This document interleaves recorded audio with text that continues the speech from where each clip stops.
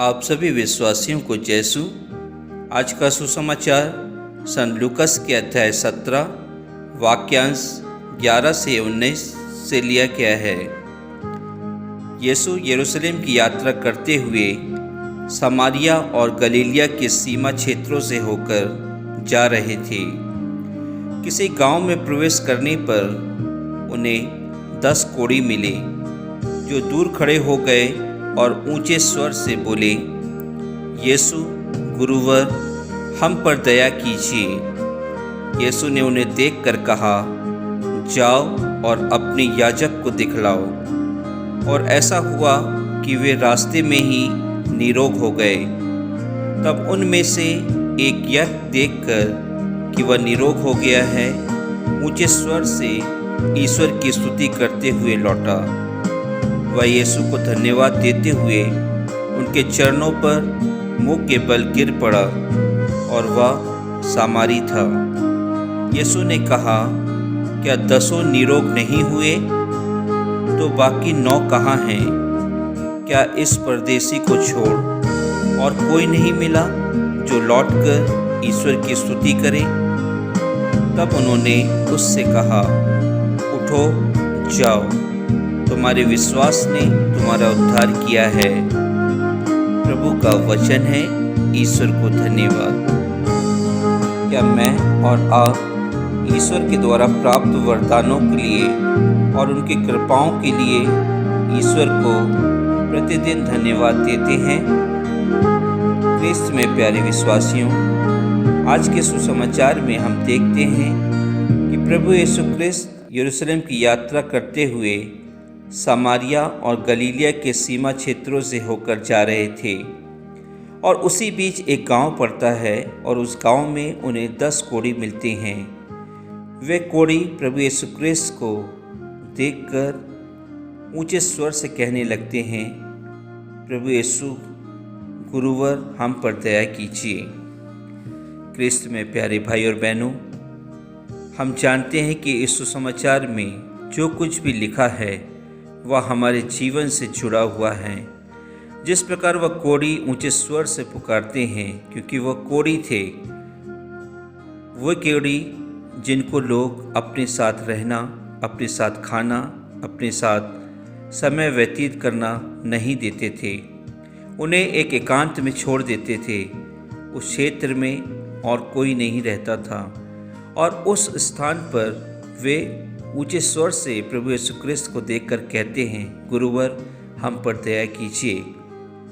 शायद प्रिय विश्वासियों, मैं और आप भी ऐसा ही करते हैं। जब हम अपनी मुसीबतों में रहते हैं तो हम ज़ोर ज़ोर से प्रभु यीशु क्रिस्त को पुकारते हैं। जब हमें तकलीफ़ होती है, जब हमारे साथ कोई आकस्मिक घटना घटती है, जब हमारा कोई छोड़ के चला जाता है, जब हमसे कोई बिछुड़ जाता है, तब हम इसी प्रकार हम प्रभु यीशु क्रिस्त को पुकारते हैं। हम भूल जाते हैं कि उसके अलावा हम हर एक दिन उनको पुकारते थे कि नहीं, लेकिन उस समय हम उनको अपने पूरे स्वर के साथ पुकारते हैं, अपना विश्वास दिखाने लगते हैं, जिस प्रकार उन कोढ़ियों ने दिखाया। लेकिन हमारे प्रभु यीशु मसीह दयालु हैं।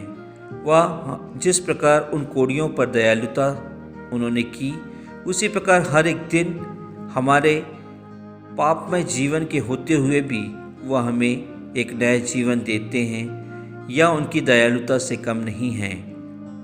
लेकिन प्रभु यीशु क्रिस्त यह चाहते हैं कि यदि मैंने तुम्हें चंगा किया है, मैंने पिता के नाम से तुम्हें चंगा किया है, क्या तुम पिता को धन्यवाद नहीं दे सकते? क्या उन कोढ़ियों में एक ही धर्मी व्यक्ति था? यदि वह धर्मी व्यक्ति था तो वह उस चीज़ का हकदार था, दूसरे उस चीज़ के हकदार नहीं थे। लेकिन प्रभु यीशु क्रिस्त ने उन्हें वह वरदान दिया, उन्हें चंगा कर दिया। लेकिन उन्होंने अपने प्रभु को, जिस तकलीफ़ से उन्होंने प्रभु यीशु क्रिस्त को पुकारा, उस तकलीफ़ को दूर होते हुए देखकर अपनी बीमारी से चंगाई प्राप्त होने के बावजूद वे उस प्रभु को नहीं पुकार पाए। हम भी अपने जीवन में ऐसा ही करते हैं। जब हमें तकलीफ़ होती है उसी समय हम प्रभु यीशु क्रिस्त को पुकारते हैं, अन्यथा हम अपने दैनिक जीवन में उनके द्वारा हमको जो हर एक दिन का एक पुरस्कार मिलता है, हमें एक मौका मिलता है कि हम अपने जीवन को बदल सकें, तब भी हम उन्हें हर एक दिन याद नहीं करते हैं, उनके बताए हुए मार्गों पर नहीं चलते हैं, उनकी आज्ञाओं का पालन नहीं करते हैं, उनके समान हम सेवा कार्य नहीं कर पाते हैं। क्रिस्त में प्यारे भाई और बहनों, हालांकि 10 कोढ़ी यीशु के द्वारा निरोग हो गए थे, लेकिन उनमें से सिर्फ एक ही ने प्रभु यीशु क्रिस्त को धन्यवाद दिया।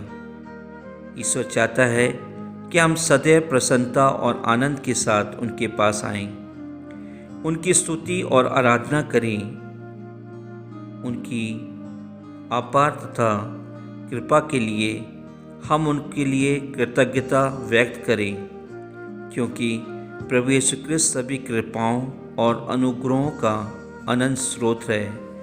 क्रिस्त में प्यारे भाई बहनों, यदि हम देखते हैं कि हमारा परिवार यदि प्रभु यीशु क्रिस्त को हर एक दिन याद नहीं करते हैं, तो हमारा परिवार आदर्श परिवार नहीं बन सकता।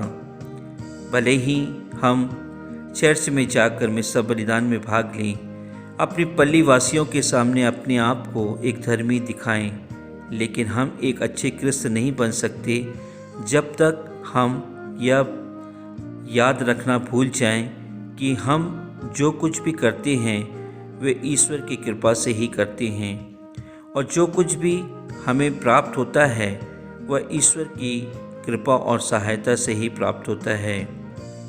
क्रिस्त में प्यारे भाई और बहनों, हमें इसके प्रति अपना आभार व्यक्त करने की ज़रूरत है। परंतु हम मनुष्य हैं, हम इस संसार में रहते हैं, इस सांसारिक प्रलोभनों में फंसे रहते हैं। इन संसार में रहकर हम बुरे कार्यों में अपना समय व्यतीत करते हैं। हम मनुष्यों की यह प्रवृत्ति होती है कि हम अब प्रभु यीशु क्रिस्त के हर एक अवसरों पर हमें उन्हें याद करना चाहिए, लेकिन हम भूल जाते हैं, क्योंकि हम यह नहीं जानते हैं कि वह हमारे दाता हैं, वह हमें सब कुछ देने वाले हैं। हमें उनके प्रति अपना आभार व्यक्त करना चाहिए, लेकिन हम नहीं कर पाते हैं। क्रिस्त में प्यारे भाई और बहनों, हमें इन सब का ध्यान देना है। हमें अपने दाता की अपेक्षा प्राप्त वरदानों और कृपाओं पर अधिक ध्यान देना है। हमें हर एक दिन उनके प्राप्त वरदानों और कृपाओं के लिए धन्यवाद देना है।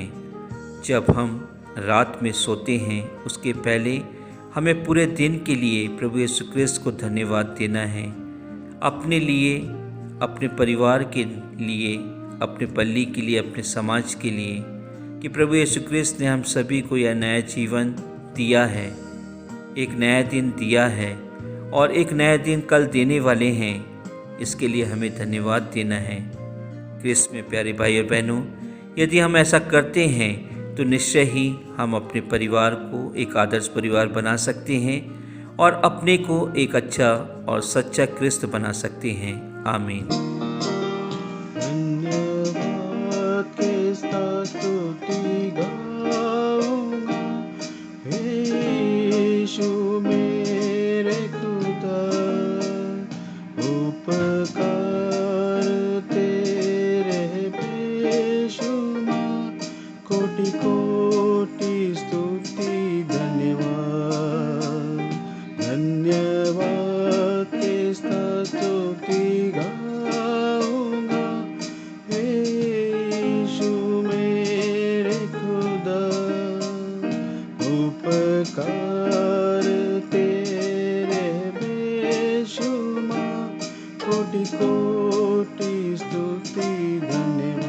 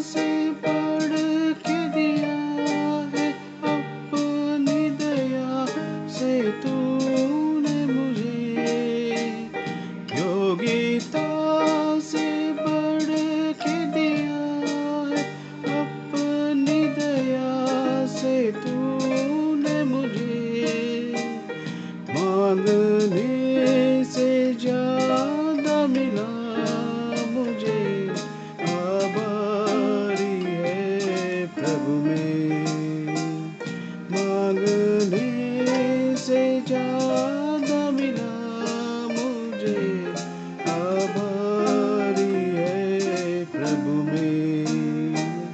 धन्यवाद के साथ स्तुति गाऊंगा, यीशु मेरे खुदा।